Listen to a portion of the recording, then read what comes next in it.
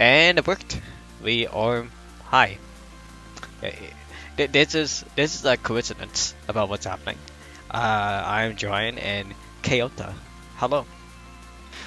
Hello, Jorian. Hello, everyone.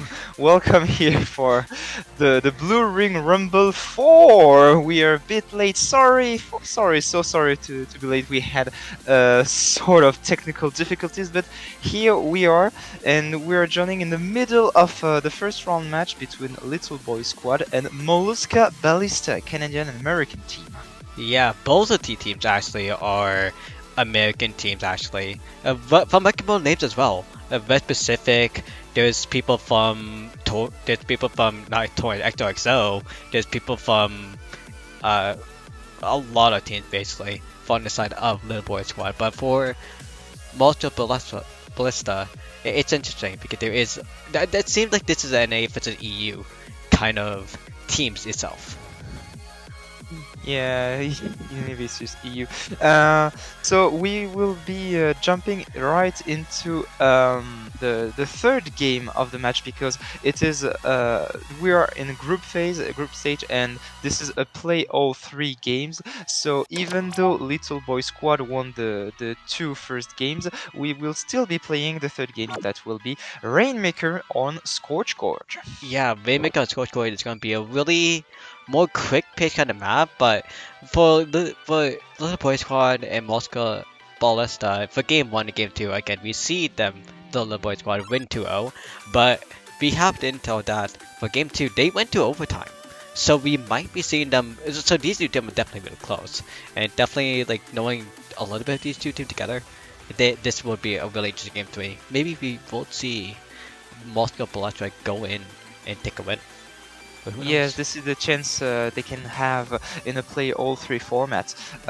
Plus, as you said, it might last a bit because even though Rainmaker is such a fast-paced game mode, Scorch Gorge is a map allowing very few opportunity to make a quick KO and just a KO at all. Most games go to overtime, and we're discovering the calms, and we see a splatting on both sides, but that we see is the mini splatling. We don't see that very often. Yeah, we don't see that very often actually, as both teams are actually going to be going in and swap colors. So because of that, we're going to be seeing that for Little Boy Squad is going to be in the yellow and Multiple is going to be in the blue. Yeah, the first team fights already an Ingzuka from Ballista. Oh, it doesn't take picks, I believe, but the yellow team is about to push and is taking the Rainmaker. Two players are down. Zuka is put. No splat taken yet. The splatter shot is waiting for the for the Rainmaker to go, but oh, the Ultra Stamper being splatted again. -3 player. The push is over, and it's up to Molluska Ballista to make a counter push. Yeah, it is up to Multiple to make a counter push right here, as we see from Alex that it's going to be the backline player, but also we see in the cosplay that we see two shots, a hammer and a Waymaker. It's going to be definitely crazy.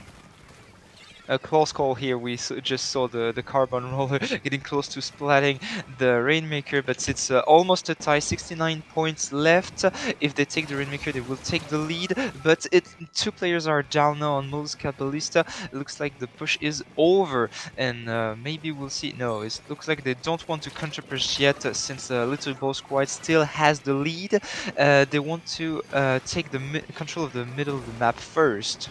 Yes, we're going to see them take a little bit of a pitch game, wanting the mid first because we see the carbon. We see the carbon melee. That's the big difference right here for that Little Boy Squad. They have more range battle against the other side, and they have more snakes, so they want for the side of for the Ballista to wait for it, but we just see triples on triples right now, Ooh. with the highest point being the last one live. It's really chaotic in the middle of the map. Little Boy Squad used the Ingvac to initiate a push, not taking directly the Rainmaker, and took 3 splats, but in the end, I believe, thanks to the wonderful Trizuka, Molluska Ballista managed to stop the push and take several players down again. Little Boy Squad is pushing, but the Rainmaker hasn't gone very far, and it's still very close in the middle of the map. Yeah, but we see a little boy right here, the carbon player actually getting a crucial kill, and that's actually gonna be two down inside of the blaster. That's gonna be three down the blaster. We're gonna be seeing for the little boy squad. They are gonna be going up further, and that's gonna be with the fact push going further and further than that. That's gonna be 10. And also, oh, there's no kill, but it's a really good push. Yeah, 11 points left is a really, really good push on this map. And they are not over yet, there is only the Rainmaker. It's blocked on the top left, and I believe the Carbon Roller has been splatted. But it was really a very strong aggression led by the Little Boy squad. It will be very tough for Molluska Ballista to go back to mid and do a strong enough counter push, as there is only less than 10 minutes left. Yeah, but that big vac save from the side of Bubbles, they are going to be able to just save the wicket. That's going to be a huge wipeout on the side of Little Boy Squad right now. Kaiokai, Bubbles, CJ, and the Carbon Roller, they are going to be going pretty huge, and they're going to just go for full aggression. We see Heisenberg, Jelly Ace, and we see Outlight just trying to go for specials, but we see Heisenberg going down by the Rainmaker itself. The Rainmaker is, they're not really trying to push forward anymore, they're just stalling, using the Rainmaker and the strong shot to put pressure. Tactically used by the Sniper Rider, one player down on the Little Boy squad. The Ultra Stomper tried to get the kill on the Rainmaker, but it hasn't happened. Molskamasta cannot reach the Rainmaker, it's finally done, but they have two players down. Trizuka used to pop the Rainmaker, that's maybe not the most efficient way, and Little Boy squad still is in control of the Rainmaker, and they want to stall it even further during the last 30 seconds. They're just gonna be stalling in a corner right now, more or less, because they don't need to worry. They have no fear. Kaioka is just playing Zuka for fun. Bubble's going to be going up. They have a vac in play. CJ's going to come in right as well, but Jelly Alice actually getting denied because of the Rainmaker and Kaioka together. That's a vac in the corner, but it doesn't really matter because it's all just the fight for mid, and that's going to be three down the side of Little Boy Squad.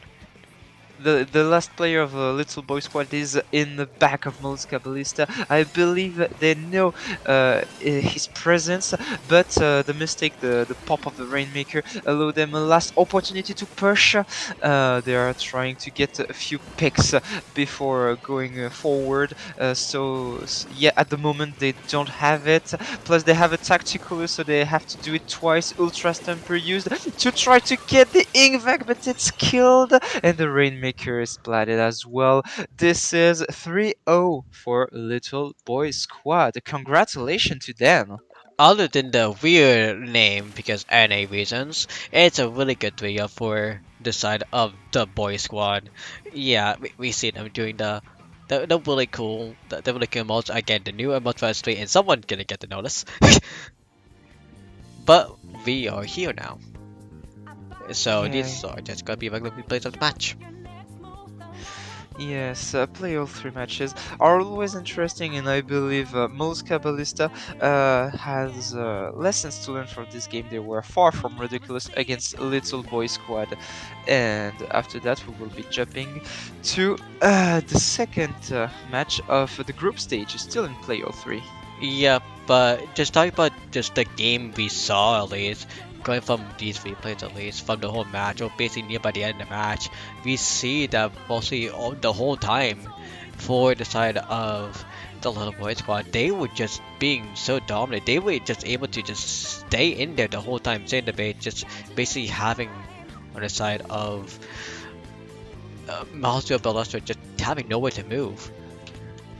Yes, it was pretty impressive. There was 1 or 2 minutes where both teams fought quite on an equality in the middle of the game, but overall the Little Boy squad was more dominant, especially when it came to map control, which was very important since they were playing with a carbon roller, a very aggressive weapon requiring lots of turf in order to move properly. And without that turf, they don't have space. And at some point, when when they were a bit struggling, they used the ink vacuum, a way I found very interesting, to allow the carbon roller and other splatter shots to move forward without being annoyed by the opponent's turf. Like, just oh, go in, I protect you. You basically have a moving barrier with around you. And they also did that with their very solid Persia with the Rainmaker to protect it to 11 points left. That was very, like, I want to say that's very clever, but this is the way to play the ink vacuum in Rainmaker. That's like the best niche the special has at the moment. But I always saw that they used it efficiently.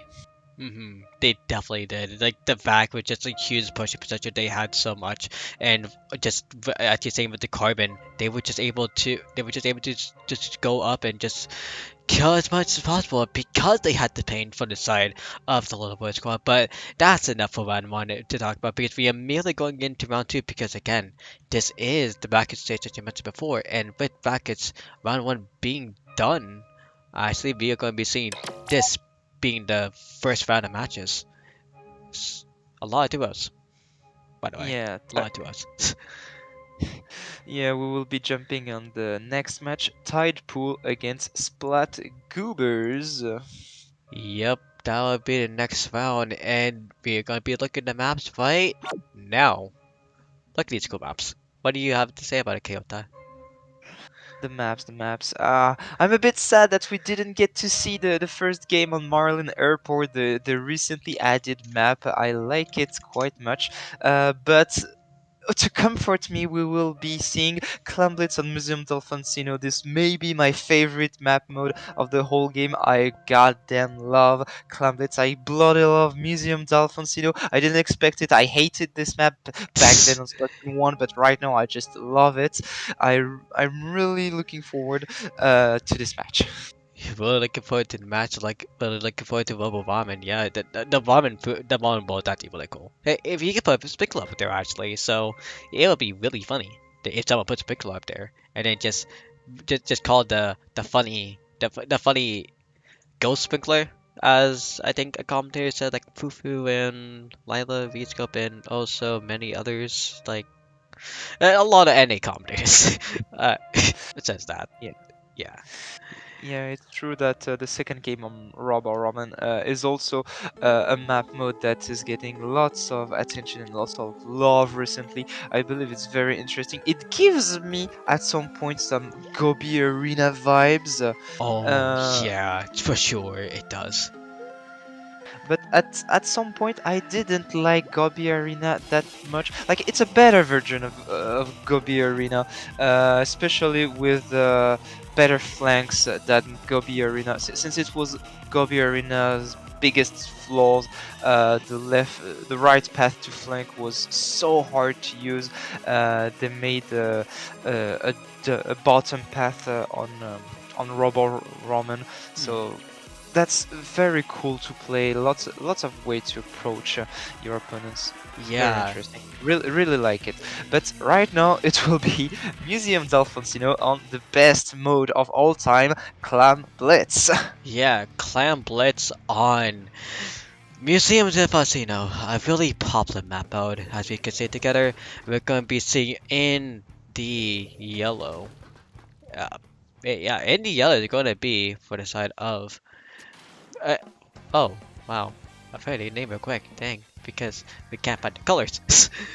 It's I believe Tide Pool is in yellow and Splat Goobers are in blue. And I can see on the side of Tide Pool a Clash Blaster. This is, I can't remember the last time I saw that weapon on a competitive match. Oh, competitive match because funny enough, these two teams are actually in the low levels where both of them are actually in a Div 6 era as well. Vectorbots, they would be Voidbit, Tower Panda, Tower Bulk Up. All those names are actually really good at But on the other side, Tidepool, I feel they are still in the low level scene as well, mostly playing low rank. But we see it for the first score actually being from the side of the Splat Goobers.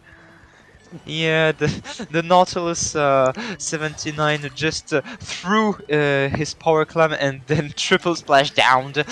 I, I have so many things to say about this new Nautilus, but I will not say them right now since the push is about to end and there is a team. The team is Tidepool. They are waiting to reach the mid of the mid of the map and take control and maybe do a counter push.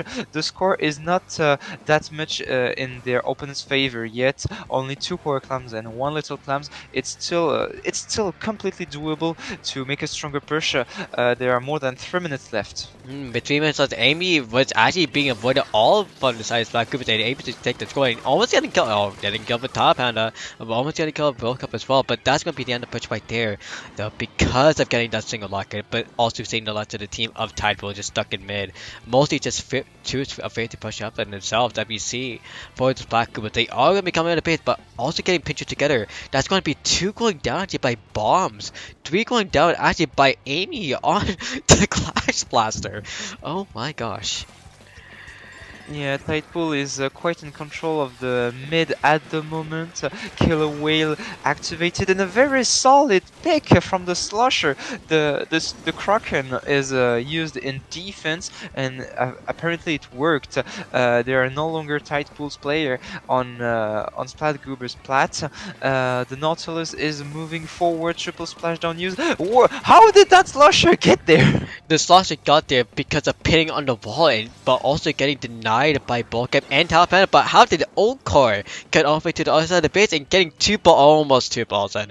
Oh, that's unfortunate to see. But honestly, we still see the lead and so much pressure going on this side as the Black Goobers right now. Again, Bulkup still having to climb alive. Top Panda is going to just staying alive, just waiting around. But again, we see so much mid control going to the side of Tidepool. Yeah, it would have been huge if they managed to score their second power clam. Just one was not enough. They haven't scored any additional points, so it's not that dangerous yet for them. 2 players down, however, is very dangerous as Tidepool is pushing forward and putting little clams. They're just 2 little clams away from the lead, and the lead is taken. Congratulations to them. The pushes, they are still in control. They are still in the Tidepool's plat. The Ultra Stamp is activated to try to deny the Trizuka, but the Ultra Stem gets splatted. 52 points left. That's a good push. It will be still. They must push again because 1 power clam and it would be the lead for Splat Goobers. A bit more than 1 minute left to play. Both teams are still under pressure. The Goobers are trying to play defensive spots, but again, 2 down, the All Core, and also the Dawn is going down as well. We're going to see Top End and Bulkup once back alive again. Voip's still coming back alive, but again, we see the control in mid. Just away Link, Escalade, Amy. Honestly, Amy with the Clash Mode has been going huge with Brett. Going for range, but the Voidbit's going on the Knot, getting a kill off of not getting the Slosher. That's gonna be actually a crucial kill. Getting 2 down, but still the Slosher being the last one alive. We're going to be needing to see a jump on the side of Goobers, and they are with Bulkup actually going in for push, but they don't have a clamp right now. No, I was about to say they had their opportunity because they had the Kraken and they had a power clam, but the Slosher alone completely denied the push while killing the power clam in the base. Like, the Slosher must be so happy his weapon got buffed and can now always 2-shot enemies even though being placed so high on the map. Yeah, but also we saw Amy there with the snake kick going to pull in another clamp, but not to misuse because the Slosher was not able to actually get all the ball in. But again, we see again for the side of Black Goobers, they are able to still have 2 balls, but they have no one on the outside to snake. They have 1 is enough. 1 ball, 1 power clam would be enough to take the lead if they manage to take it to Splat. There is only the Clash Blaster left. This is opportunity, and the Kraken Royale is going. No, the Kraken Royale was used too far and is splatted, and the overtime will be over. The first game. After that triple splashdown, the first game goes to Tidepool. We saw on the side of we saw on the side of Splatoon, they were trying their best to just go in as best as possible, but all because of the aggressive play and just unfortunately timing specials, it just the Goobers were just not able to come clutch for it. But Tidepool, they were just able to have an aggro play, and because having the aggro play, they were just able to stop it and just keep on going. And as we see right here on these replays. Yes, they had an aggro playstyle, but what saddens me the most is how they played around their Royal Kraken.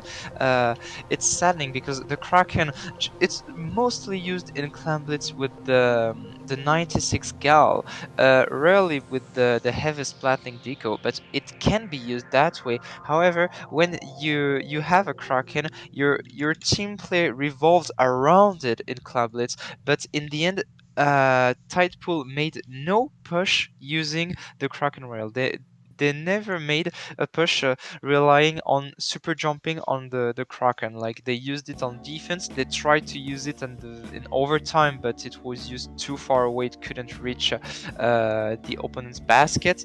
The strategy generally is about forming power clams, going back, surviving with them, and then super jumping when the Kraken Royal is used. But they did not manage to do that, even though if they did, it would have made them one. Hmm.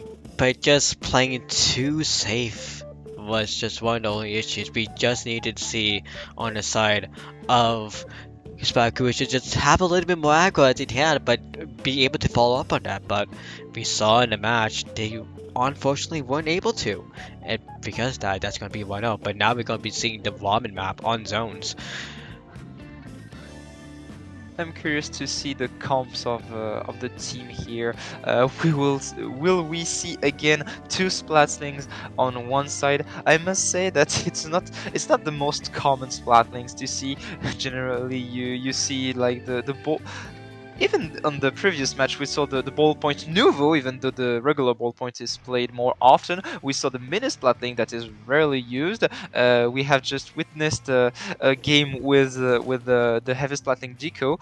Heavy splatling is rarely played in competitive, and we have the new version of the regular heavy splatling in bulk help, and again a splatling, and no Nautilus this time. Yeah, we are going to be seeing the side order. We are going to be seeing the side order splatting actually here coming up. We're seeing in Tri-Slots, we're going to be seeing the. Okay, the Viper who just got killed up, trading to the Clash Plus in the other push as well, actually, and we're going to be seeing Splash, a whole different comp going to the side of the Splat Goobers. Blood Goober still in control of the zone. Their push is getting stronger. Tidepool is not. They can't. They just can't get an advantage in terms of the number of players. And Splat Goobers are trying to push quite far. Fortunately, the Crab Tank and the other players are getting splatted in the opponent's push. The Killer Whale is no, not the Killer Whale. Sorry. The Killer Whale 5.1 or the Hammer or the Wave Faker, one of these specials right now is going to be all coming in, and we're going to be still seeing that the Splat Goobers are going to be capitalizing his own, but now finally Typo is going to be capitalizing his own, but 23 points is a huge score for the side of the Goobers. Yeah, Bulkhip with the splatting made very good work, allowing his teammates to go back in mid and come in quite early. They managed to keep the zone way longer than they could expect at first, but right now Tidepool has an opportunity to push their opponents inside their camp. The Crab Tank is used very far, very on the back line. It won't be able to help to retake the zone. The Ultra Stem got stuck at the bottom, and they are already getting close to taking the lead. The next seconds are going to be very important, and the zone goes back to Splat Goobers. This zone's coming back to Splat Goobers is honestly pretty huge right now, as we see again. Escalade is going to be coming back with Cooler. The bunch are going to be going down. Sherplit's going to be going down on the bottom as well. We're going to be seeing a little bit of a catch point now for the side of Splat Goobers. A trade off in the first match actually, and we're going to be seeing the Crabs from top line going high right now. Yes, they have a good control again, and their penalty, their actually huge penalty, is almost over. They might be scoring points again anytime soon. Plus the ultra stamp to push Tidepool Oh, very oh, far.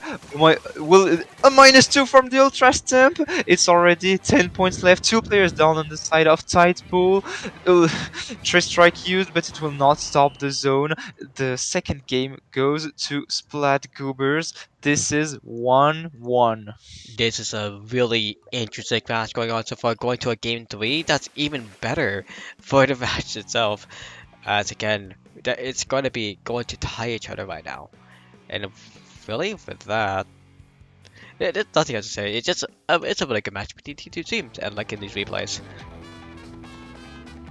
Yeah, very interesting game, and really Splat Goobers learned their lesson from the first game. They played way more aggressively this time. They were not scared of Tidepool. Congratulations to them.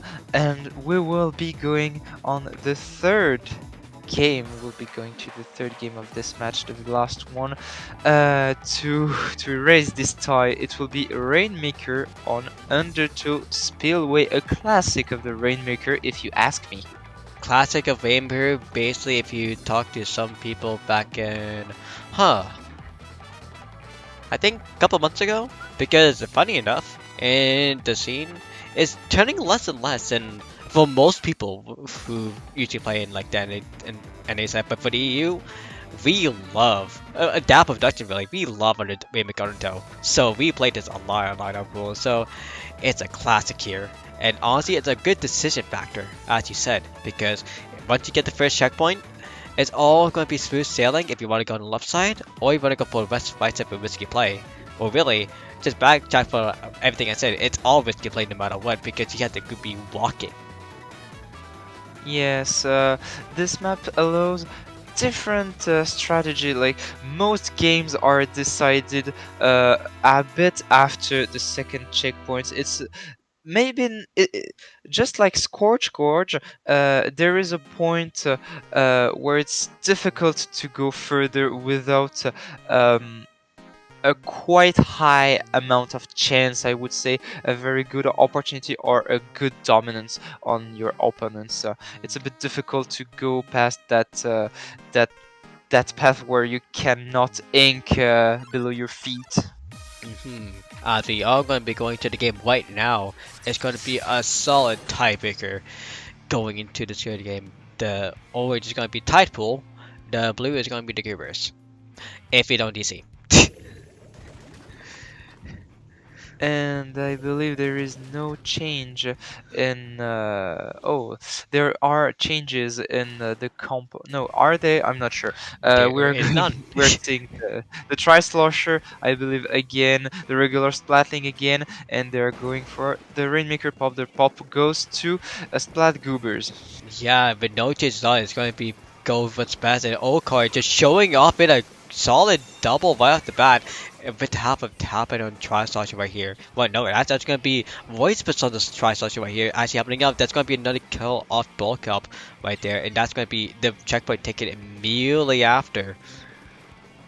And the push may go quite further since they have managed to get two players down. The Rainmaker is using the quite unusual path of the grill and changing its mind. It was actually a Oh. bait. Three players down. Huge push already. 23 points left. That's a very solid push from the Splat Goobers, but they had three players down. Still one player here sharking. Maybe he will try to steal the Rainmaker. Oh my god, they He do! does. Wait! He does. Wait a second! He does. that It's a robbery! It's a robbery! We that just witnessed. That's a hold up. hold on a second. That's wild. That was just wild. that there is what? That was crazy. The shark was smart, but in the end, he could not wait any longer because the Rainmaker was about to reset. So he just rushed on the Rainmaker. He got seen by one or maybe even two players of Tidepool, but in the end, they didn't manage to splat him. He just dodged the bullets, used the little block, climbed it, and then jumped with maybe a squid wall, I'm not sure, and just KO'd it without the need of inking the last pillar.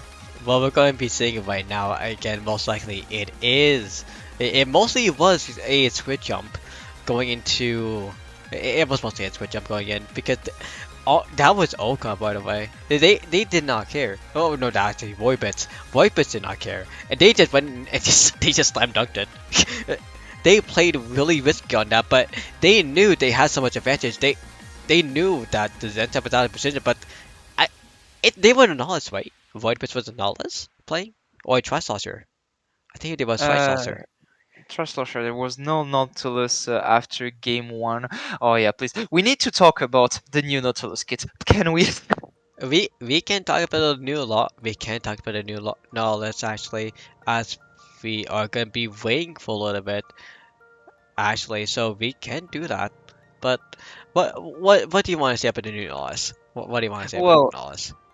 well, I believe it's common to say that most people are a bit disappointing with the new kits of this season. Like it looks like the keyword of this season is no strong kits anymore, and I'm a bit saddened because absolutely love the Nautilus as a main weapon. I loved it as soon as it was released on Splatoon 2, before it was strong, before it was meta, before it got the second kit with the Inkjet, and I was very excited since the, the the launch of Splatoon 3 because the main weapon, the Nautilus, is still bloody broken.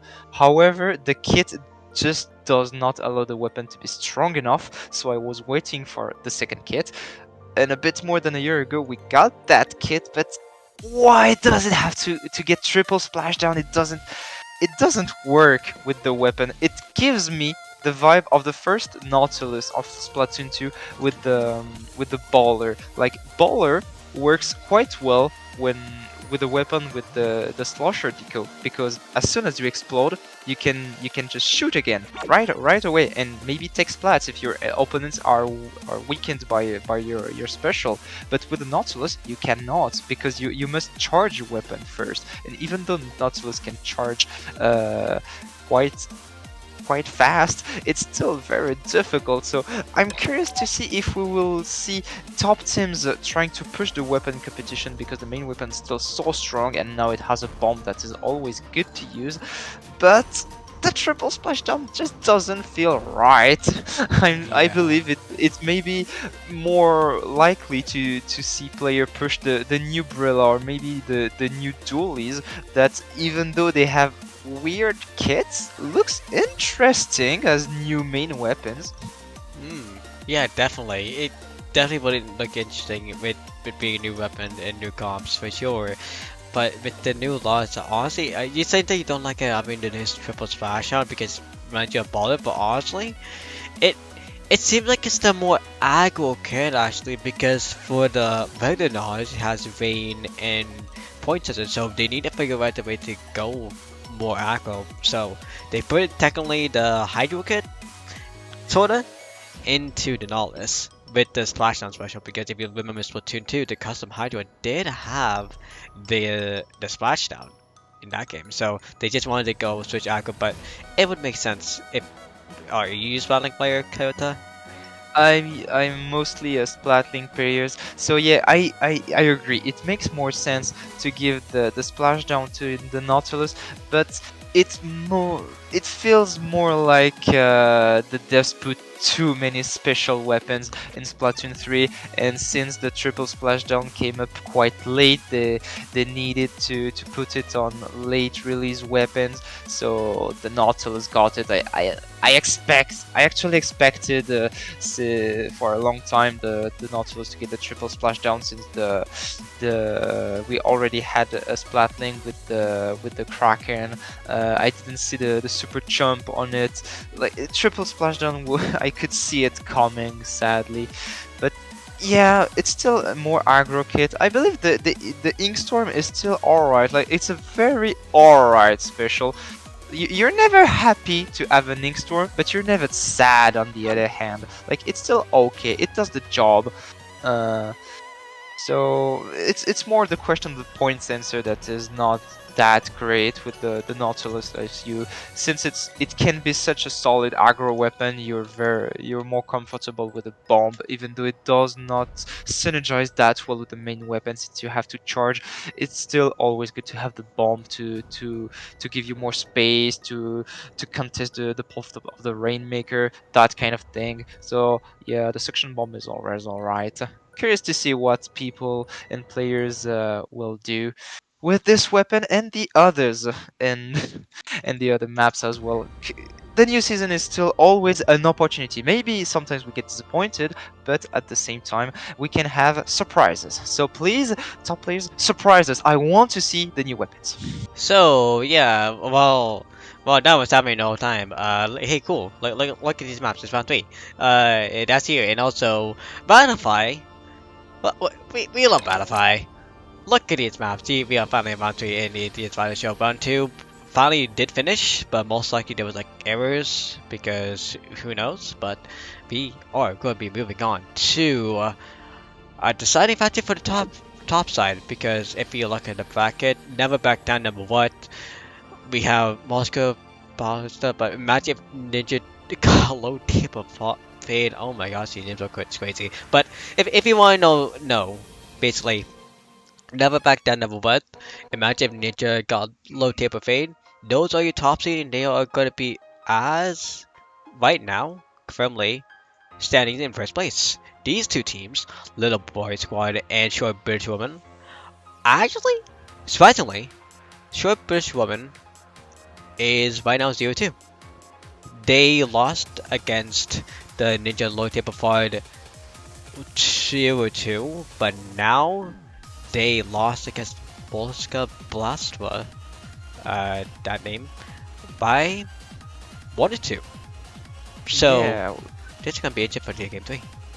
I must say it's very surprising. I'm used to group plus bracket format, and generally when we must how to say that, when we must pick a set to cast and to show on stream, we're like, okay, so generally the round 2 is the one where it's difficult to show interesting matches because it's seed 1 versus seed 3 and seed 2 versus seed 4, so it's like there are 2 seeds difference between the teams, and generally it goes into quick 2-0s, but this time also probably because of the play all formats, it came to 2-1 on each match. That's super good. I'm sure the teams must have been under a bit of pressure already in group stage, and it looks very promising from the bracket after.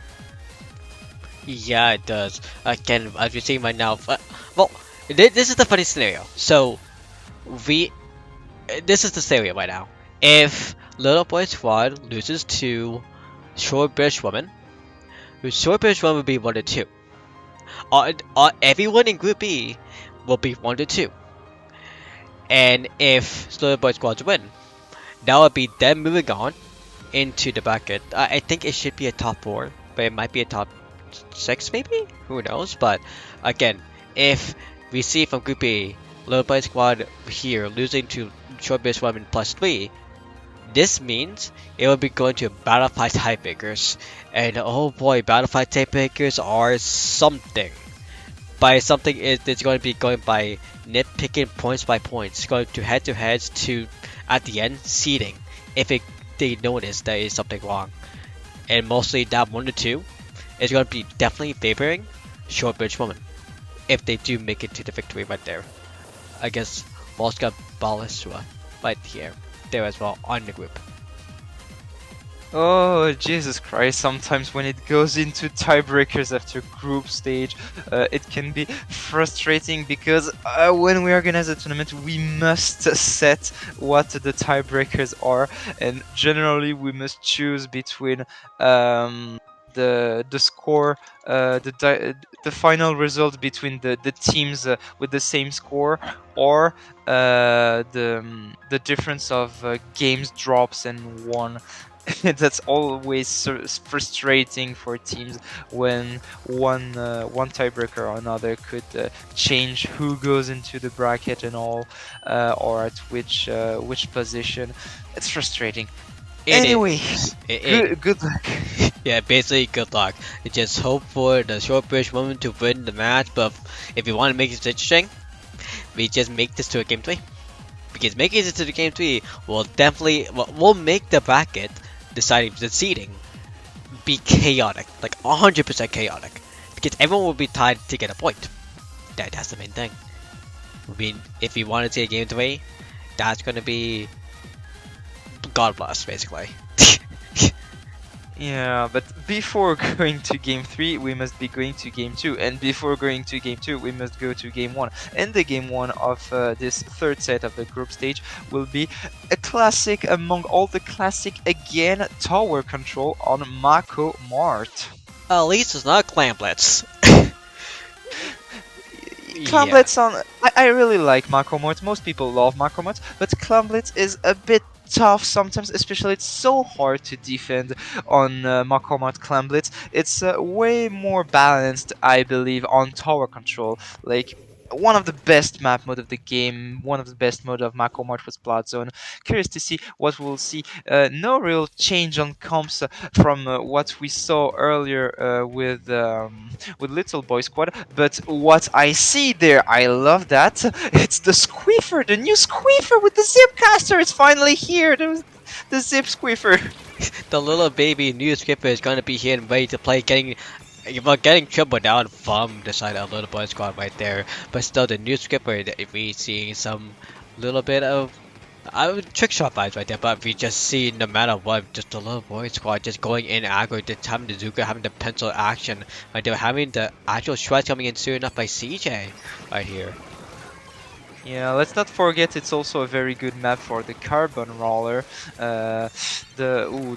It looks like Short British Woman +3 is now able to try to push. I was expecting the bubbler, but no, the Squeefer does not have the big barrier this time. It has the Zipcaster. The Zipcaster used but gets blatted. 2 players down again on the side of Short British Woman, and Little Boy Squad will be pushing again, and they have a tacticaler. It will be dangerous for a Short British Woman there. Yep.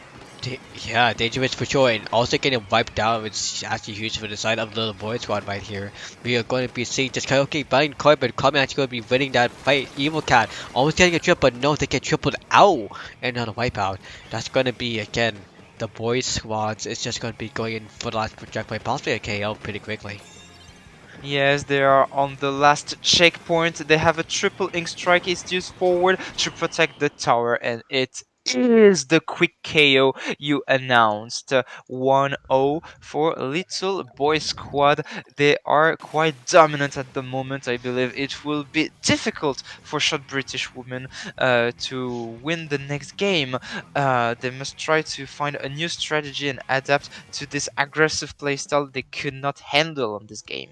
They literally cannot handle this game for sure. The sheer difference of aggression was shown so much. You cannot be singled out in the depths of the Little Boy Squad. But for the Short British Women, they learned. They saw round 1, but now all they need to do is adapt to round 2. But again, we just see here from the replays, just so much paint control, so much shooting, so many sneaks. So in that scenario, again, we saw a single players like Evil Kappa here going in for the common kill, but all we need to see is just them going in together and them getting a wipeout. Yeah, it will be the next game on Crab Lake Capital Clamblitz. I find this map mode interesting. It's been months, but I'm still learning how to play on Crab Lake Capital. It's a very particular a very particular map with all the grids, and I can't. It doesn't. I can't find a map on Splatoon 3 where long range weapon and at the same time Trizuka are so strong. And honestly, wait, a map with Trizuka and Splashdown be strong, and Trizuka or Strikes be strong. Yeah. Yeah, you're right. I'm curious. I'm also curious about the new Squiffer pick. Like there are not a lot of Squiffer player in the world. Honestly, uh, I find it very interesting that they gave the Zipcaster to new Squiffer because well, it makes at least one sniper with the Zipcaster, but at the same time, the Squiffer has the particularity of not taking a longer time to charge the shots while in the air, so that makes sense. But this is still so hard to use. And yes, there are no Squiffer anymore. I believe the players switched to the Octobrush Nouveau, but we are also seeing on both sides a 96 gal with the Kraken to allow the teams to push with the power clams and super jump. Yeah, actually, we're going to be seeing from the short pursuit woman plus three. Oh my gosh, CDM is going to kill me. But we see the T tag, we seen the brush, we seen the 96 scout, we seen the dude. A whole comp change on the side. That for the little bird squad, we see 96 scout after coming in from the side of Kyoka as well. Again, these comp tips is going to be definitely for clamp. It's heavy. But we're seeing just more of a jump base as you see Koka coming in with Kraken, going for Kraken cheese, but also trying to get for kills. But they don't fight now either way, and just gonna be a whole mid-control battle. Yeah, in the end, that may have been the play because several players were down. Oh, the Trizuka used it gets splatted. 3 players are down on the side of a short British woman, and they have 2 power clams on the side of Little Boy Squad. The Kraken is almost ready. I believe the player is just trying to stall a bit until it has it. Plus, they have the tactical. This will be a very strong push as soon as the Kraken is released, and a splat is taken. A splat is taken, the Kraken rail is used, but in the end, this is a wipeout without requiring to super jump. 2 power clams already, and they are trying to a third power. Oh, that Power was clam. A third power clam. that power clam might be a miss right now if Little Boy's not able to get it. They're not, and that's gonna be 2 clams actually going down the drain right here. As Bubba's gonna be the last one alive, but once again not jumped out because Van Noah is gonna be going in with the kill, but getting killed up by Kyokai in the trade-off. Again, we're just going to see a chain reaction between both teams right now, but that's a is it a strong push for the start, Kyoka? But wait, what? That's a cancel jump right there too. It happens sometimes when this is North America playing against Australia. A new Kraken rail used, I believe this time there will be power clams. No! Oh, I believe the player with the power clam was platted, and no super jump could have been possible. Carbon roll is super jumping into the mid, getting splatted as early as it lands, and the Octobrush is trying to push on the open splat. They have the Tres Strike, 2 power clams, and this is the lead! This is the lead since Little Boy Squad could not score their 3rd nor their 4th power clams before. Again, because of that, we're going to see the Lobo Troy all back in the base right now, but again, that's going to be 2v4 right now. 2v4 once again. Van Noah trying to survive for his life basically, but getting killed off once again. We see for the side of Little Boy Squad right here, just the Corbin getting a kill. With the help of the 96 skill, of course, but getting evil oaked 2v1 basically. Again, we're going to see another neutral in mid, but 2 balls actually not out on the side of the boys squad. It's going to be going to a score of 20 actually. So this might be possible for KO, but double Zuka coming in synchronous action as well. Yeah, if the gal can charge the Kraken rail is ready and is activated. It is about to rush to the basket. How many power slams we'll see? I believe it will be all 3, and the tri-strike. Oh no, only 2. Only 2. I believe the one. What? Okay, alright. Good play of the player here, scoring the 3rd and last power clam, and even 2 little clams by the carbon roller. This is this time a very solid push, and it's staying alive. 11 points left. This is a huge push, and this is getting very difficult for short British women. It was CJ, Bubbles, and CJ's Bubbles and Penny, I think, just all going in for crafting cheese, but oh my gosh, again, the cracking cheese coming in play. There's no one to jump to though, so the last person with the ball, and that's going to be even trying the best to stay alive, but again, with 47 seconds left on the clock, and also that's going to be maybe 30 points, no, 20 points of Pelton actually. That's going to be one ball to win. Well, no, two balls to win actually for the side of Short Running plus three. But for the little boy squad, they just need to stay alive with this Not rush. not only two power clams, they need to score two power clams and two little clams as well to take the lead. This is not impossible, but this is difficult. They have the two power clams ready. The Kraken Royal is ready. The Kraken Royal is activated. The key point will be no! Players have been splatted! The players have been splatted on the back way, and the Kraken Royal is alone. The power clams are about to disappear. No, they're pushing. They're pushing on the other side for Little Boy Squad, killing the game right here, and 2-0 for them. Crazy plays on this game. Congratulations to them. Clutching up at the end when it's needed. Basically, the little boy squad just knowing that they had so much control, even with a little bit of sleep deficits on them as well, because for most players, most likely it is 3 a.m. for them. So even though they are being tired, they know what they need to do. They know the win condition at the end of the game, and that was just basically to survive with so many points as well. That is surprising that short bridge one was able to just they were able just to come back, going down close enough, going down to 51, making the game really close too. That was a really good surprise, but we see the clam jump going down to 40, going down basically to 20 because of bubbles here too. But honestly, because of that, that was honestly a really cool match. Yeah, this was a cool match. It's we often see pushes with a Kraken and two power clams. Sometimes we see with three power clams, but we rarely see four power clams. And we got so close to see that push with four power clams scored with the first push of Little Boy Squad. This would have been huge. It would have been huge. That would have been down to 20 points basically. But it would have been a great sight to see. But again, we gotta make the games interesting. And because of that, we are going to go immediately to Splatoon's Amai.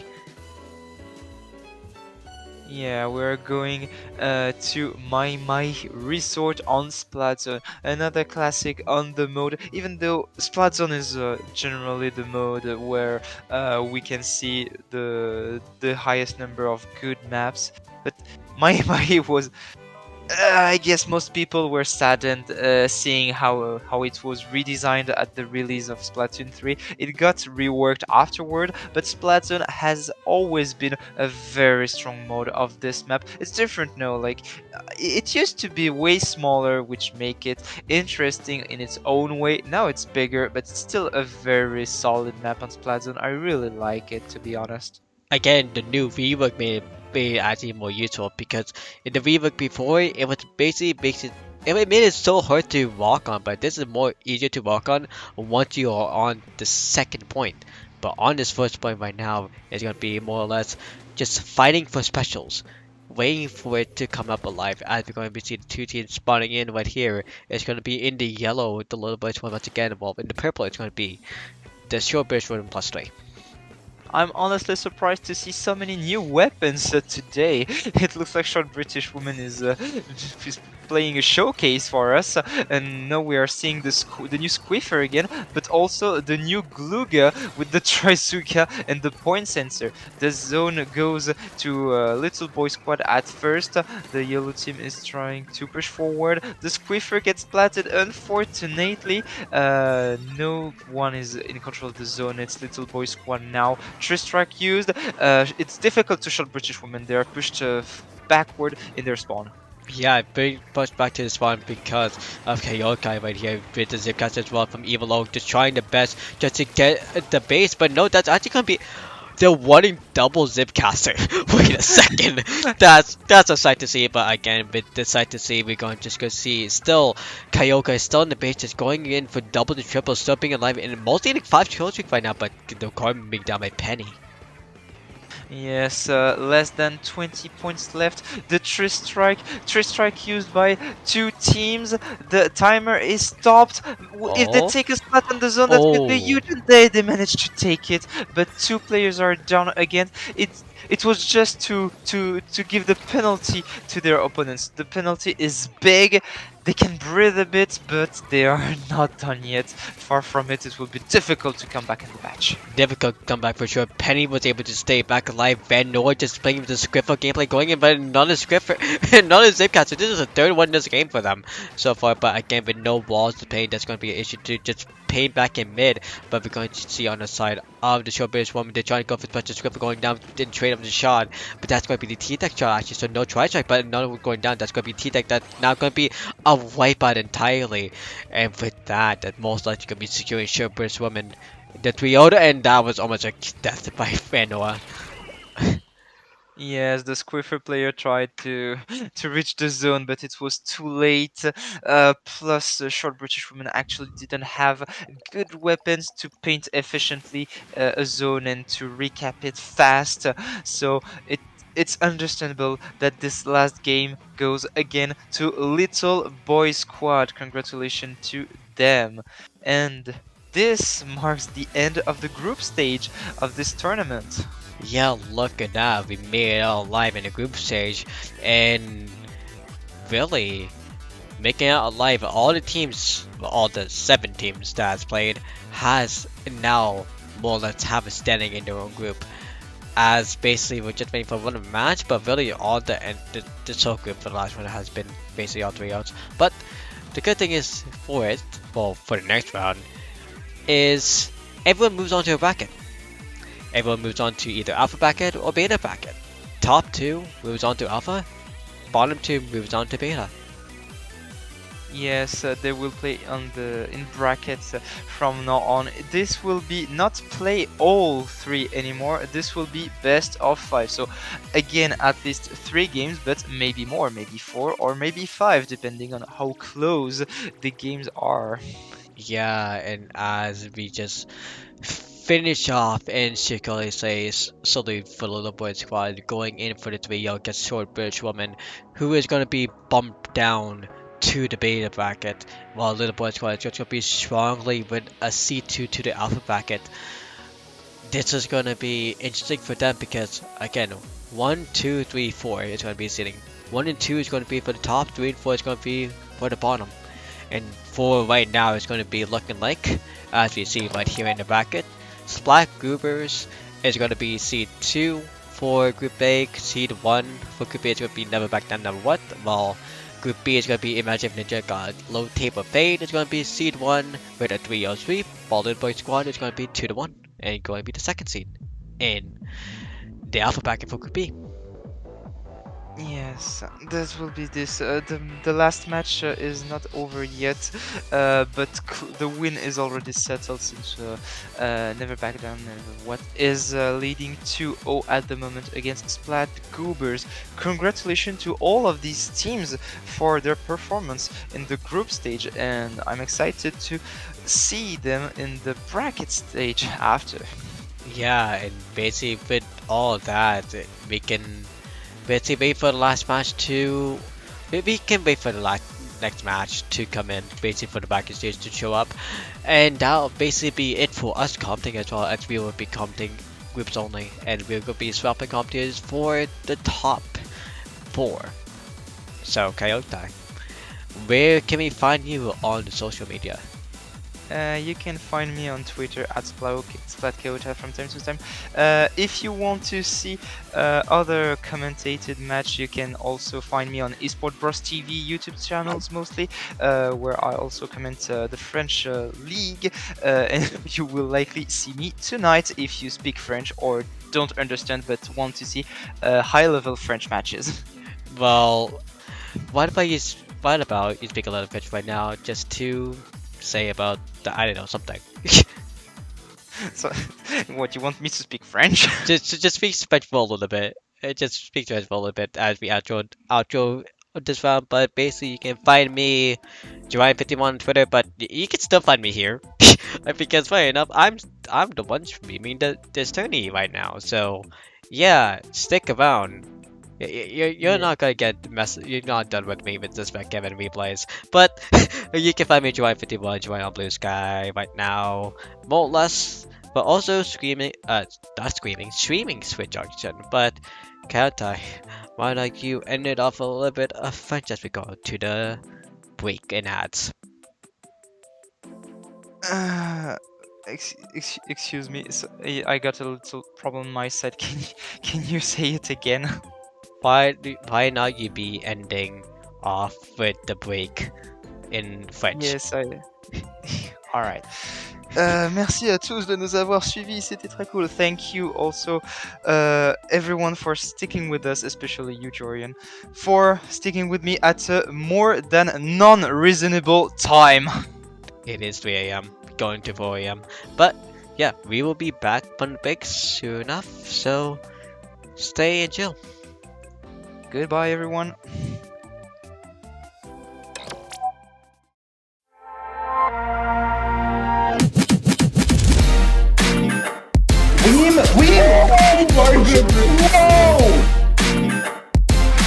Oh, that must hurt.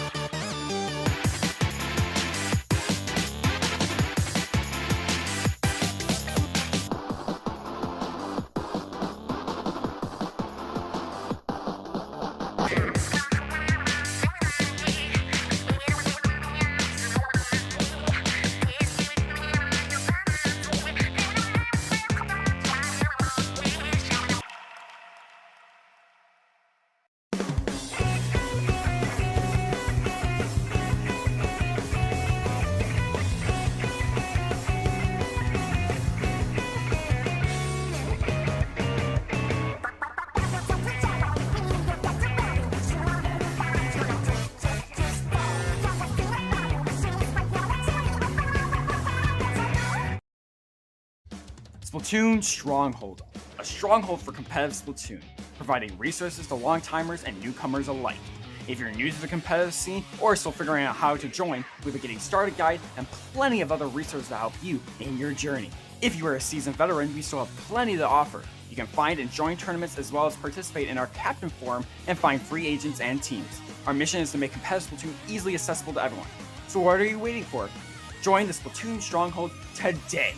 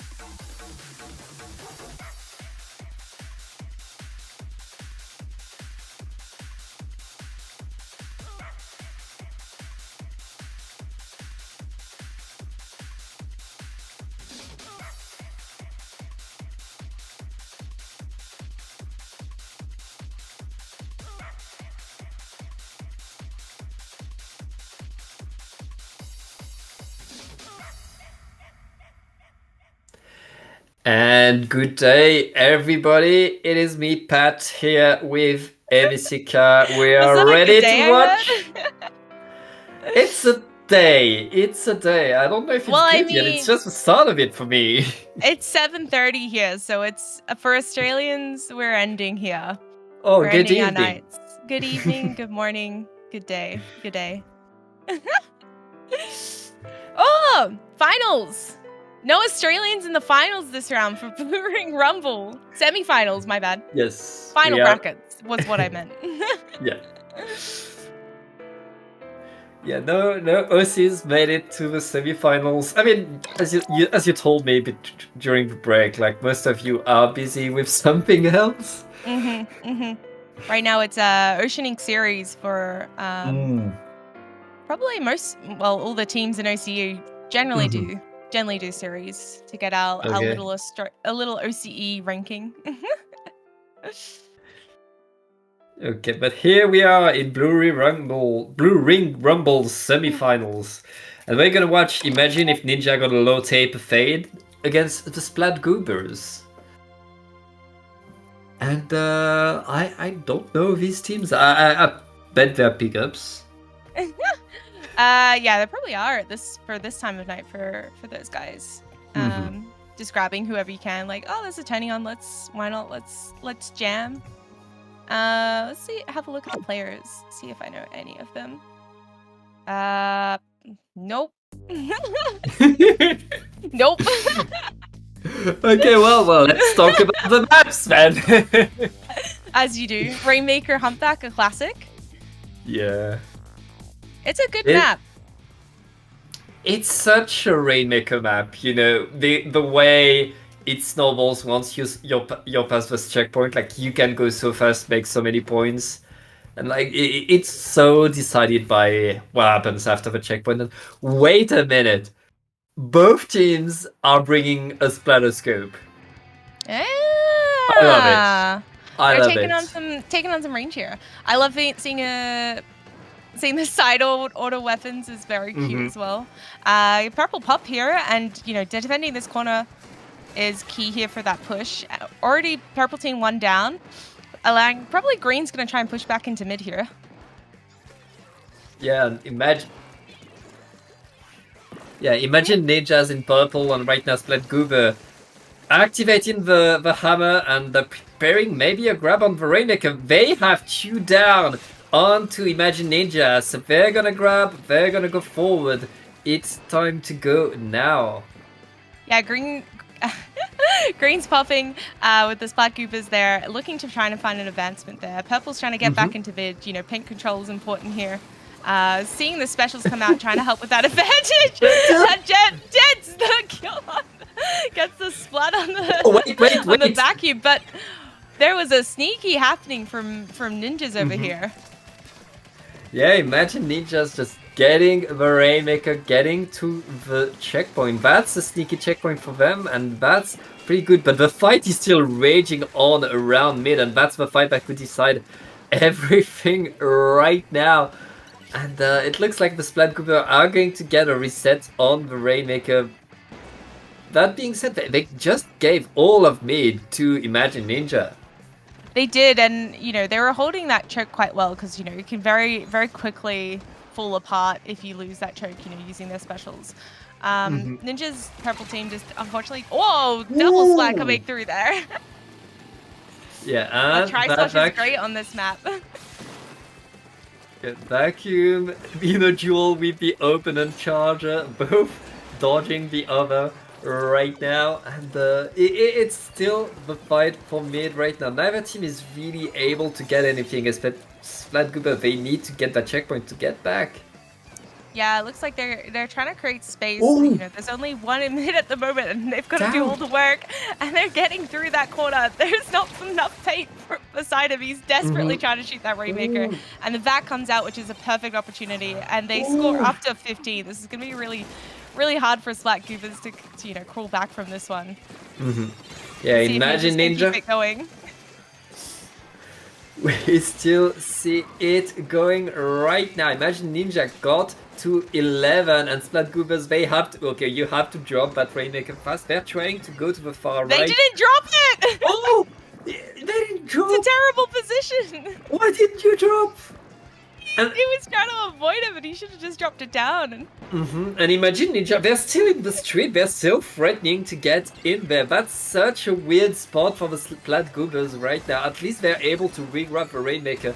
And they drop it right now. They're so close to that checkpoint, but they're under deep fire right now. Yeah, it's very hard to push the Rainmaker from that side, like from that little jump there, because, you know, as you saw there, they had the people shooting over the wall, and the Zuka came out, and unfortunately it was just sitting there. And now this is prime spot for Ninjas to take that up that little jump, but he misses the jump. No. And unfortunately, they might have to abort from this sort of push, but no, they've managed to push through there. They grab the jump. These are NA players. It's late at night for them. We can't forgive the small mistakes. True. But this is kind of, you know what, I like what they're doing here, you know, stalling the Rainmaker here, just shooting their shots over the wall, getting 2 picks as well, and they've probably, you know, wasted at least kind of, oh, well, they've wiped the team. Yep. This is a free run for the Rainmaker there.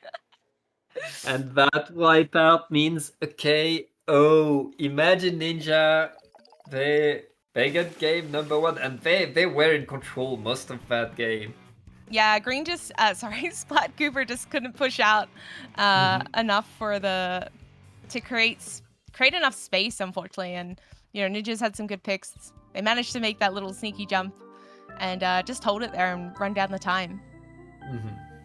And Splatgoobers, they were winning the first fight. It's just that slowly but surely, Imagine Ninja were getting all the momentum. They were slightly getting forward. Even after each trade, Imagine Ninja was gaining a little bit of ground. And in the end, that snowballed. And the moment Imagine Ninja have points down to 11, Splatgoobers, they start panicking. They start overcommitting to that side and trying to get that push, and here comes the wipeout, and then another wipeout. It just unfortunately was a little bit of a stumble there. It can be tough. I've been in the same position on this map, you know, making a wrong move out of panic, and you just end up kind of shooting your own heels on it. But next up, we have Umami Zones. How do you feel about Umami Zones? What's your love? What's your hate on it? I mean, I'm a pencil player, so I love it because there's wide open spaces. Of course you do. Gotta have your token pencil player, am I right? Yeah, I mean, you need me. You need me. Just admit it. And I think this is a good map for Splatgoobers, because going on a flatter map, and especially going on a mode where the goal is to control mid, where they can recenter, where they know where to go and can't get sidetracked, as we saw in the first game, it's going to give them like the opportunity to focus and to get back in the game. Yeah. And hopefully, I mean, if Ninjas manage to, you know, take back mid from Goobers or retain mid, I'm hoping that they won't overextend too much, because that can be your fault in Umami. Is, you know, you don't want to be going too far in, because that could be, you can just instantly wipe out. Is what I'm trying to say. Oh yeah. Same with being locked in. It's, you know, building up specials, building up paint, pushing back in as a team. Don't want to be feeding. Yeah, you need to stay prudent on this map, and if you're able to keep a player or two on mid, you get so much advantage, and losing these players costs you a lot. And I see a pencil coming. Yeah, pencil, and also a mini. That's a you don't see. I at least for me myself, I never see minis kind of played in comp much, so I'm excited. Double Stamper. Yeah. Double Stamper. I like it. I think it'll be fun. Pinch with the Stampers, you know. I guess it's hammer time. Yeah, as you said, the Goobers are doing well, but they're down 2 players here, and you know, with just 2 left, they gotta kind of keep together. Well, not keep together, but keep their wits about them because they could get easily pinched here, which is what we're seeing on our screens right now. And Tau Panda, no! Unfortunate. Bulbits needed to move back a little bit quicker there, and here we see Ninjas kind of taking the play here. They're sitting up on Sailor is good. Like to see it. You know, you can pop a crab up there, kind of keep dominating space. Hammer coming out. Yeah. They're kind of beating.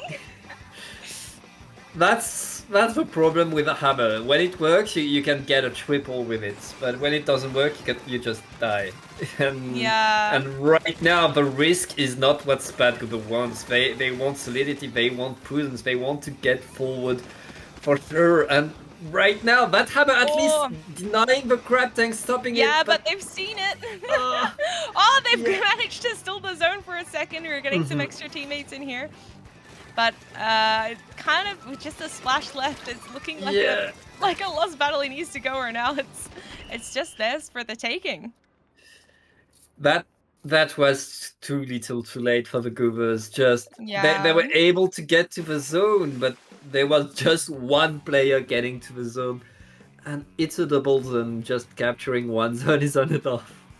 Yeah. You know, Ninjas did a good job kind of pinning them to their spawn. Unfortunately for Splat Goobers, they're kind of going down one by one. There was the hammer special, you know, only took out one player and the rest of the team kind of went down after that. So there was just no chance for them to get in at any point. And Ninjas had their specials to kind of keep them pinned here. You see that Zucker coming out. And this little battle here with some missed shots, and you know the pencils there kind of guarding the zone as well, letting their teammates push up. Not much you could do. Yeah, very good hold by the Ninjas, and I mean, I'm not sure the double hammer was the play, to be honest. Yeah, I mean. Yeah, you need some special that can kind of. I like it too, but double hammer, doesn't work. There's not much you can do to kind of shift, you know, that pencil off from the mid area. You know, you've got the splash up on the silo. Yeah, it's just unfortunate. Yeah, it's unfortunate, but there's still a chance for the Splat Goobers to come back. There could be a return. You know, we've got Crams Robo. I've been moving house, so I haven't actually played the new map, so I'm interested to see the Splats air map. I don't even know what the maps are called. Oh no, I'm a fake fan. Berlin Airport. Anyway, let's move into Clanblitz Robo. Yeah. We can fly to that destination next time. Yeah, and then another comp change. This time the Splat Goobers are bringing a heavy deco. No more mini. I feel like the heavy deco is a good choice. You get that Kraken and you know what the Kraken can do. Yeah, you can Kraken it easily. But they're already one down and they're being forced back into their spawn. Unfortunately, this crab is just dominating that area. Just Bullcap to kind of, you know, fight away from the clam economizing we're seeing here, but with that the splash up there, they're kind of pinned there and able to score a clam in within 30 seconds, give or take. That's an impressive start for Clanblitz here. Yeah, sometimes, especially with Clanblitz, it can be like stalled forever and you're just like, someone make something happen. Well, it looks like Imagine Ninjas are not wasting any time. They put 2 super clams in the basket, and now they all get away with their life. They're just leaving the ground to the Splat Goobers, activating Kudo in mid. They keep mid, and right now they prepare another fight. They prepare another push. Well, they lose their splash, and this could be the opportunity for the Goobers. But no, wait! Imagine Ninja reopening the basket, and and the instant cooler jump out as well. You know, Ninjas are going to be back pretty quickly here with the cooler. That Wiper kind of going in for a fight there, unable to find success though. And the Kraken's coming in. They do have a bull. We are looking for this Kraken cheese, it seems. But that pencil is eyeing it off. They're only able to get one in. I don't know, I don't know if the one clam push is worth it in this kind of scenario, because you're just giving a free pity to Ninjas here. You know, all your teammates are kind of left at spawn defending. You can, they've got 20 clams behind their back now. Like they're gearing up for this for a big push here. you know, they've got the crab. They'll have another special soon, the Zucker, and they'll be ready to kind of push this clan through.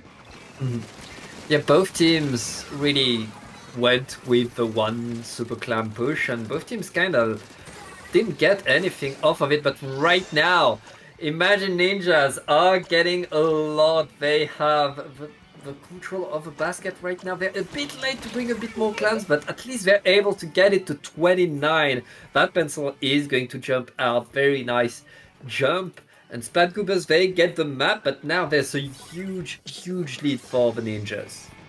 Yeah, big lead, and it's a comfortable position to be sitting at this time. But as with clans, you can never live in security. Just one good push can change the fate of the game. And right now, we just kind of need to see Ninjas pop back some specials. I mean, Splat Goobers are doing a great job holding this mid fight right now.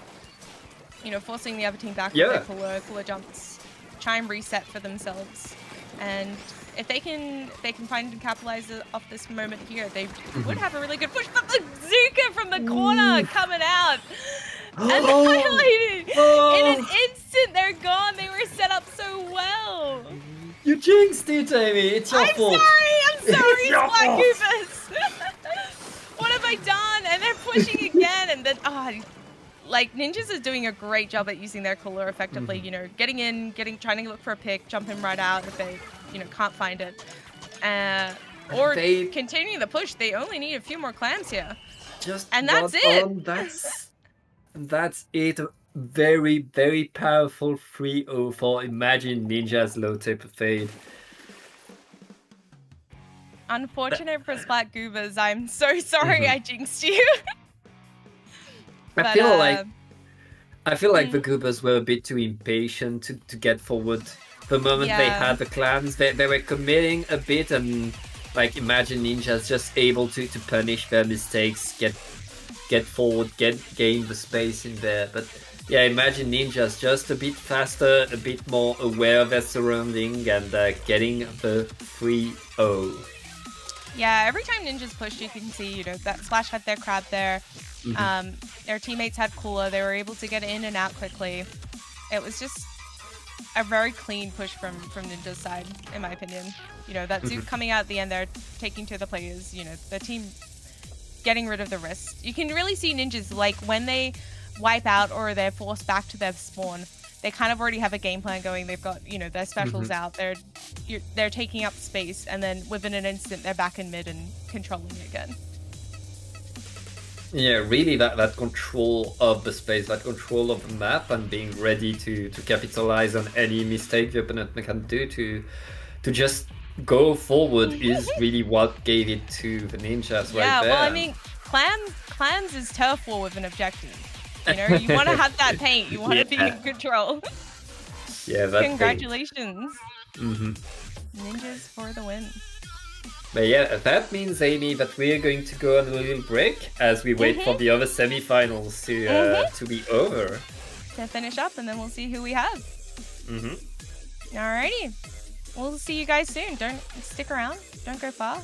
We got more games coming. I didn't get to see the new map. That's crazy. Splat Goobers. Come on. You've let me down. They did their best. You jinxed them. It's on you. It is on me.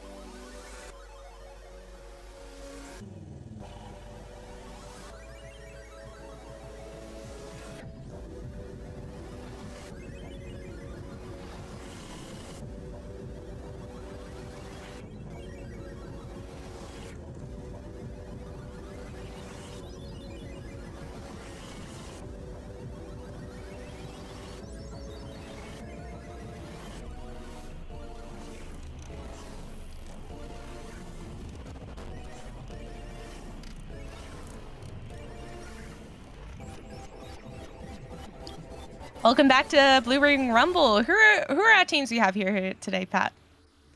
Well, we are getting back the Imagine Ninja's low tape fate that we saw in the earlier game, and on the other side, I believe we have never what? Never give up! Yeah, I know these guys that never back down, never what. Like they're picker. They've played every tournament, and I think they're here never just for back the down badge. then. Yeah. They're never giving up. But will they get the badge this week? That's the question all on our minds. Well, now that's the question all on our minds, because I've just told you that's the question. But what if it's not the question? What? Amy, we've been through this. It's a morning for me. Please. My little brain. Yeah, I just want to see how much you can, like, how much Australian, like, energy I can give to you, and how much, like, how long it'll take for you to crumble. You know? I have crumbled. Oh, no. Would you say it's like cookie texture or like brownie crumble or muffin crumble texture? Like What are you talking about? like crumble. You know how what sort of crumble are you on? Apple crumble? I'm Anyway, not to our sure. first match, which will be Tower Control. Inkblot. I love this map. Favorite mode. Good map, good mode. Love it. Hashtag And- S2, hashtag vintage. And we see the custom Elite coming to counter the pencil. Yeah. New Custom weapons. Elite. That's a fun little weapon there. Especially the Kraken going on there. yeah. How do you feel about Kraken on the E-Leader? I mean, I don't know if you saw the gear on that Elite, but that Elite had 2 mains of sub power up and 1 main of special power up. Ah, they're going for a little crappy time. Not Yep. managing to reach the crab there, unfortunately. And yellow's 2 down. This is pretty much Ninja's map at the moment. We've seen this in the earlier games. They're great at kind of holding and getting that map control. But that shot coming up for that sneaky little kill there on the pencil. Fun times. Oh, sorry, on the squeezer. Panic. Yeah, but never back down, never what. They answer, they get the picks, and right now it's their turn to hold mid, it's their turn to have the tactical active. They're trying to go forward, and the tower is not going to get to any checkpoint. We're just gonna fight for mid. Yeah, it's just mid-fight at this point. But we are seeing them kind of come up the side there. They're looking to, that shots playing around in their base. Solo queue strats right now. Yeah. No one's taking the tower, but they do manage to take the checkpoint. I misspoke. They are on the tower. Sometimes a bit like that. Who's gonna ride the tower? We don't know. We're all up on their plat.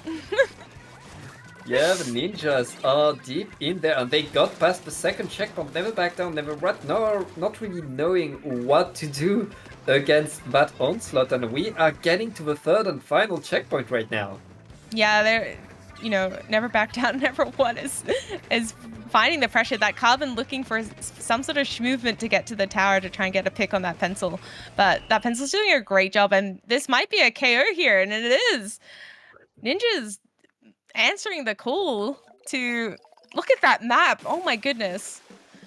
Entirely purple.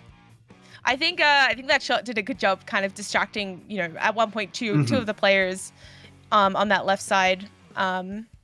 There and kind of taking a little back alley up onto the top of their plat. Even if they end up kind of dying there, I think it allowed their teammates to kind of push that tower around to the opposite side. Yeah, the ninja, they decided where the fights would take place, and by being there but being behind, never back down, they forced them to back down, to give the space for free.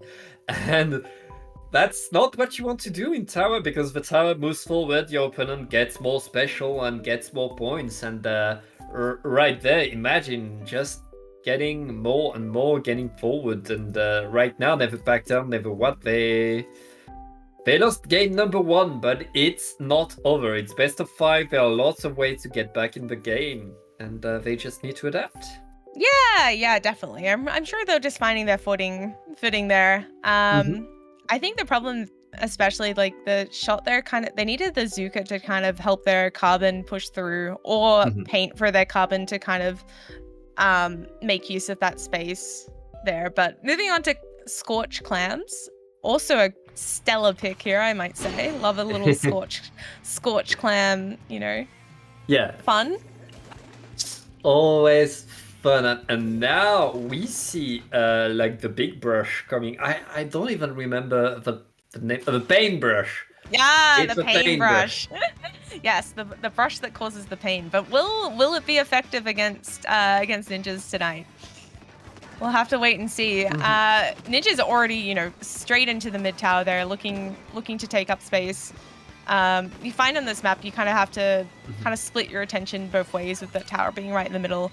Can't forget about what is going on. Hoshi? Anyway, nice pick there from Ninjas. He's probably looking to get rid of this bull so that they can kind of, progress forward. Yep, passing it to the pencil there. But, never We need to shorten this name. Back down is Never. looking the Carbon doing the work here to keep Ninja at bay. A little 1v1 happening in that pit in the corner there with Ninja being successful, and they've got a good position to have a push here. That rain's out, covering that base. They're putting in the power climb. It's just the pencil up there. They're 2 down. It's looking good. Why did that Carbon jumping in, question mark, looking for a pick, didn't manage to find it. Unfortunate. And now, like, you know, never back down, just need to be throwing bombs. They need to be trying clearing out that basket, which they're doing a little bit of. You know, find a special, kick them out, because Ninjas are already down to 32, and that is going to apply so much pressure to never back down. Yeah, never back down. They had to wait for the Ninjas to go back for clans to get that space back. There was no way for them back to the basket right now. But Ninjas, they're not stopping. They're just getting more and more picks. They're back Rinse and into mid. repeat, and we see the little sneaky squeezer. right Yeah. cut there, and it's gonna be looking like a pinch here for Ninjas. And that's another break of the basket by the Ninjas right there. They don't have that many clams yet, so this could be not that much damage for Never Back Down if they're able to get back in there, if they're able to put the bombs in and get their control of their basket, and that's exactly what they do right here. That's what they Okay, needed, they're and they alive. did it well. Yeah, they're alive this- in this game. Gabby's desperately trying there to tap their way into some sort of pick there, but unfortunately unable to. But Ninjas, again, they're in a good position here. They just need to... but with a couple of specials, the missiles coming out there, they're kind of forced back into their plat. You know, once they get a couple of specials in their hand, a few more clams, they're in a good position to take back mid. But Never Back Down needs to be looking at what their next steps are here, because they are getting quickly forced back in a tide of turns here. Yep. Yeah, imagine Ninjas are constantly attacking, constantly pushing Never Back Down to the side, to the behind, and everywhere. And right now, like, Ninjas are still maintaining that fight into mid, and that's all they need to do with that huge lead that they have. All they need to do is get some trades right now, and we've seen them get the picks, so that's Yeah, it kind of feels like Never Back Down is kind of like just kind of sitting there, and you know they've got a pick now. They need to kind of capitalize this. It is 3v3. If they can get this pick on this shot, which they find it, they do it. Now they need this shot needs to not overextend. That's 3. This could be a flip of the basket here. They've got a power clan coming through. They've got some specials as well. They could potentially be holding this. There is a little sneaky flank coming on the right side, which is forcing them all back, and the Carbon's left in the dust. Oh no. It was a good effort. I'm glad they finally were able to break through a little bit there. Their shot player managing to find 3 in a tide of turn and events.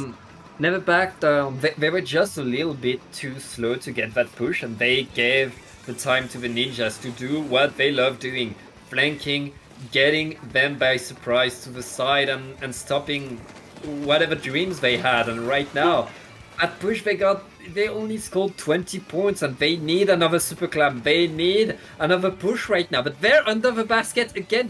But they don't have the clams. They do only not have the 7 clams. 7 to their name. They need to be finding some. They're using their specials to try and keep Ninjas back so they can find some clams to try and get a push happening. But you know, with rain out, that's going to force them back even more. They're trying to get some clams together. They're probably asking the team, "Give me a clam, give me a clam. Where's the clam? Oh, I'm missing it." And they lost again a lot of time doing that push, and now they have to get that basket area again. The They do super have clam is. Yeah, they have a couple, but there's only 2 players up at the moment, and they're not there. You know, it's just the pencil, and they're not going to be able to push by themselves. The shot and the other teammates are coming in to try and help, but you know, with one power clam almost pretty much gone now, they need to kind of work up, and it's just the pencil again, and time is quickly diminishing here. The jump-ins escalated at that point. And that's going to be game number 2 going to the Ninjas. Never back down, never what. They can't catch a break. They really struggle to get that push going, to get that coordination. They're definitely going to be feeling they're, sorry, they're definitely going to be feeling the pressure now after these 2 losses. Like, it's going to be a compounding factor. You know, I at least when I'm playing comp, I find myself, if I haven't managed to find a pick or like a win here, it can start to build up, and then you get the panic starting, and you're maybe making some rash decisions that you shouldn't have. So hopefully, hopefully never back down, doesn't back down, and they keep fighting. They find a pick here, find a win, not a pick. Yeah, it's not over, and they're not here to back down. They're here to play till the so very close. end. They're so close to that badge. I need them to find inspiration. Remember what you're here for. You're here for the badge. Take it with 2 hands and find it. I believe in them. They are our seeded 1 versus our seeded 2. So Yeah, we've got both of our top seeds here tonight. these are our top 2 teams, and they can do it. It's all on never back down, never what to get back, Never give and they have to do it on Rainmaker now. They have to get that comeback, and they need to get that momentum. It's just like the only difference between these 2 teams right now is that never back down, never what is completely disorganized, whereas Imagine Ninjas, they're just coordinated, focused. Yeah, it's they tight know for, where the it's tight for objective ninjas. is. Definitely tighter. Crab Leg also for Rainmaker can be really frustrating trying to push past that second check into the KOing. It's a bit like what's the map? Mahi Mahi, in the sense of like you can get first check pretty easily. It's getting past that little short distance that seems to take majority of the game. And vice versa, your 2 teams are kind of battling it out just to kind of grab that lead. Yep. Yeah. Yeah, it's all about, and I love this map for Rainmaker because both of the checkpoints are viable. Both of the checkpoints are interesting and a good thing, like decent routes that depend on the circumstances. It's like Surgeon where, both checks are good. Well, one is better than the other, but if you have all the other enemies' team's attention is on one check, and you can just quickly, dart left and cap it, just cap it. Like, doesn't matter if you need to re-push, at least you don't have to get through another check, you can just keep going.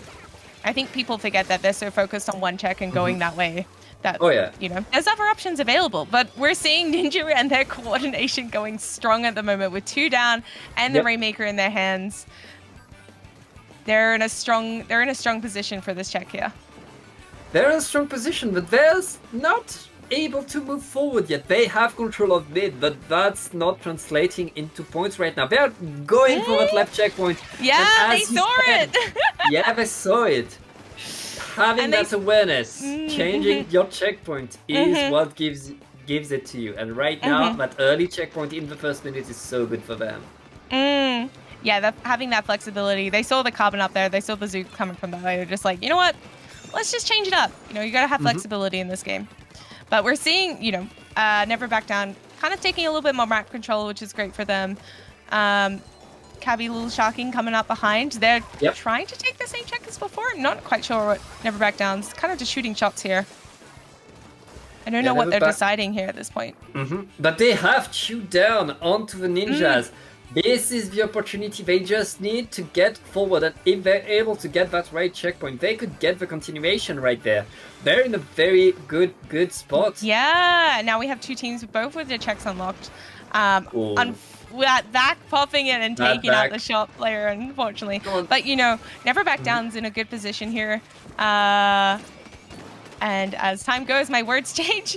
Ninja's coming back with a couple of picks there. It just changes so quickly. You can, within seconds, you go from having a good advantage to Ninja back in mid, taking it quite easily. They've already got map control and are pushing forward with that Rainmaker a little alone, but the back supporting it to push it through those grates. And this could be right at the last moment, they lost the Rainmaker, unfortunately. The Ninjas 1 point away from ending completely this tournament, but Never Back Down, never what, still in there, still alive, 2 players down, and it's done. Ninja said no, we're ending it here and now.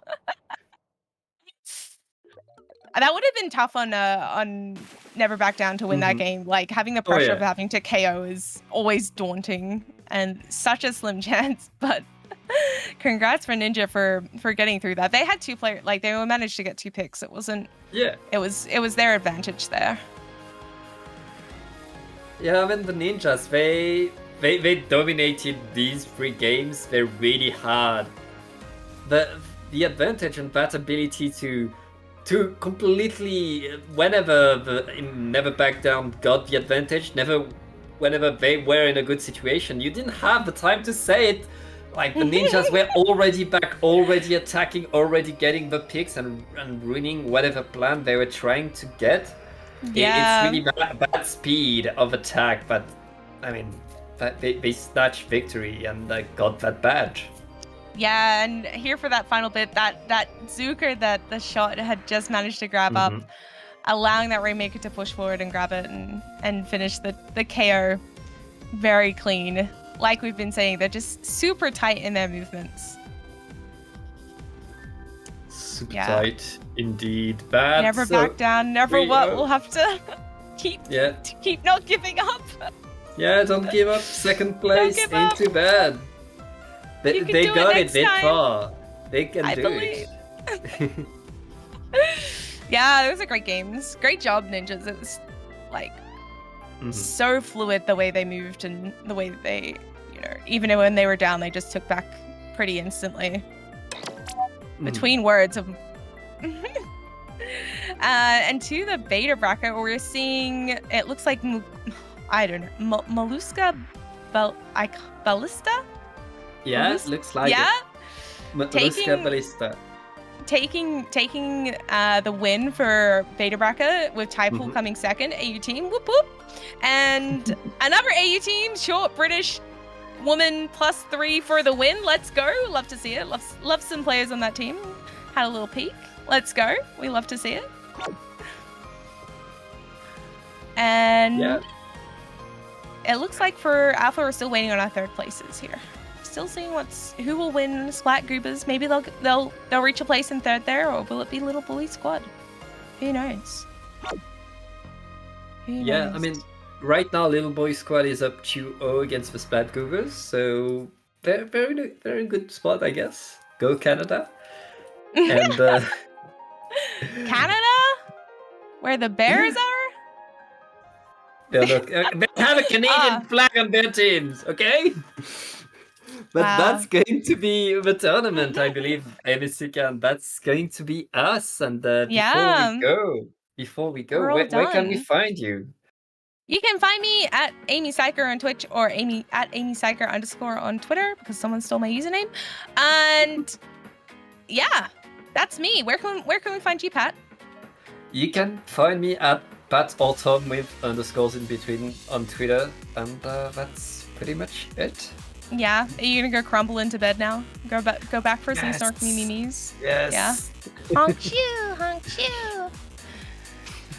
I am in moving hell at the moment, so I'm gonna go pack more boxes. Crying. Okay. I want to play the new season, but I can't. Good luck with your boxes, but thank you so much to Dapple for having us. Thank you so much to Joyan for being our observer, and thank you for watching us. Thank you everyone for watching. Don't forget, if you've never played comp, sign up to a tournament. Have fun. Oh, yeah. That's the best way to do it. You feel like you're bad at game? Don't be. Just play. That's the vibe. You can never go wrong. Yeah. We need more people signing up to comps. We love to find a pickup team, throw yourself out as a sub. You got nothing to lose. Yeah. What wise words by the Queen, Amy Sika. The Queen? Oh, gosh. Let's not be going there. Anyway, any other announcements we have today, Pat? I don't think so. Oh yes, we have the tournament HP for... I'm bad at remembering names. HP for Heroes. HP for Heroes, that's co-organized by Dapple Productions and IPL. It's coming in Let's go. soon. It's going to be awesome. Come watch it. It's going to be the 23rd and 24th of March. Yeah. Don't forget to mark it in your calendars. Do people still mark things in their calendars? I don't know. You should get a calendar and mark it in it. That's my advice. Yes. Alrighty. Let's finish it here. Congratulations to Ninjas. Well played. And we'll see you next time. Bye.